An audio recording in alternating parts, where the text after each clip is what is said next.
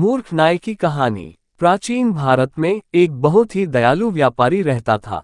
वह निर्धन लोगों को पैसे दान करता था और अपने दोस्तों की हमेशा मदद करता था। उस व्यापारी ने एक दिन अपना सारा पैसा और पैसे के साथ अपनी ख्याति भी खो दी। उसके दोस्त उसे अनदेखा करने लगे।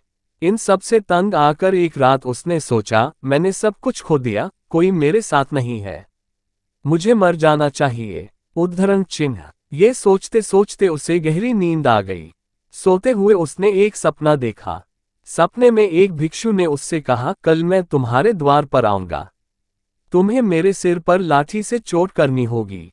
मैं सोने की मूर्ति में बदल जाऊंगा। लगभग सुबह हो चुकी थी। व्यापारी जागा और सपने के बारे में सोचने लगा। फिर कुछ समय बाद एक भिक्षु ने घर के दरवाजे पर दस्तक दी। व्यापारी ने भिक्षु को अंदर बुलाया।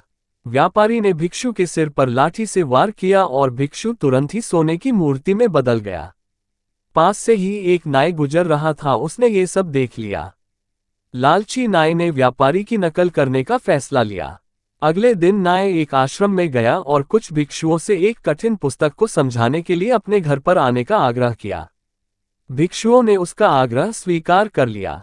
अगले दिन कई भिक्षु उस नाई के घर आए। उसने अपने घर का द्वार बंद कर दिया और भिक्षुओं के सिर पर लाठी से प्रहार करना शुरू कर दिया। जब एक भी भिक्षु सोने की मूर्ति में नहीं बदला तो नाई निराश हो गया। नाई को भिक्षुओं पर हमला करने के अपराध में बंदी बना लिया गया। नाई ने अपने कृत्य के लिए व्यापारी को दोषी ठहराया। राजा ने व्यापारी को राजदरबार में बुलाया। व्यापारी ने राजा को अपने सपने के बारे में सब कुछ बता दिया। उसने कहा, महाराजा, मैंने नाई से भिक्षुओं पर हमला करने के लिए नहीं कहा।